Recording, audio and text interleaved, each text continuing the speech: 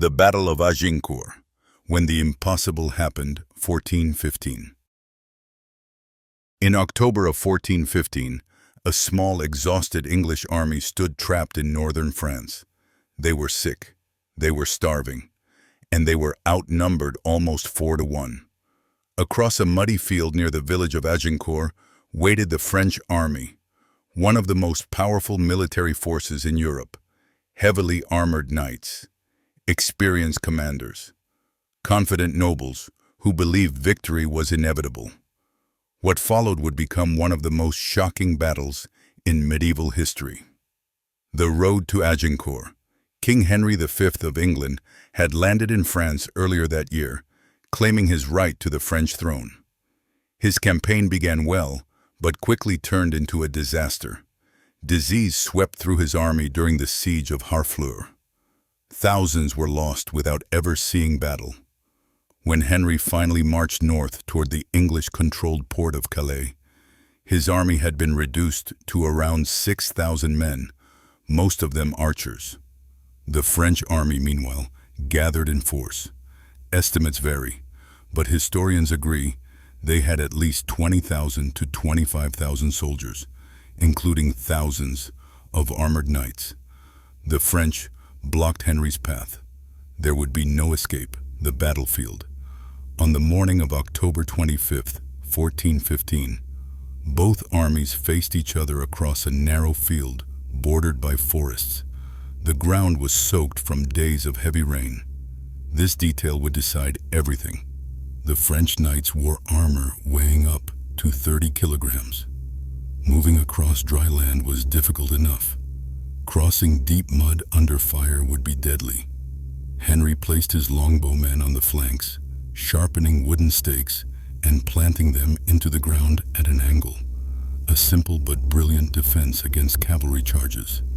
Then he waited. The longbow. The English longbow was not elegant, but it was terrifying. An experienced archer could fire 10 arrows per minute, each capable of piercing armor at close range. Thousands of arrows could darken the sky in seconds. The French commanders hesitated. They argued. They delayed. Finally, the order was given. The French advanced. The collapse. As the French knights moved forward, the mud swallowed them. Arrows rained down relentlessly. Horses fell. Men stumbled. Armor dragged them deeper into the earth. Those who reached the English lines were exhausted, barely able to lift their weapons. Behind them, more French soldiers pushed forward, crushing their own men under the weight of numbers. What was meant to be a glorious charge turned into a suffocating trap. English archers dropped their bows, picked up axes, knives, and mallets, and attacked the fallen knights on the ground. The battle lasted only a few hours. By the end, the field was covered with bodies. The aftermath. The numbers were staggering. The French lost between 6,000 and 10,000 men, including a large portion of their nobility. The English losses were likely under 500. King Henry V, against all odds, had achieved one of the greatest victories in military history.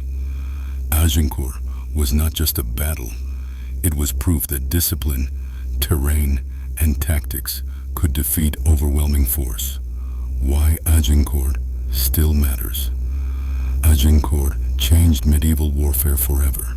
It marked the decline of the armored knight as the dominant force on the battlefield.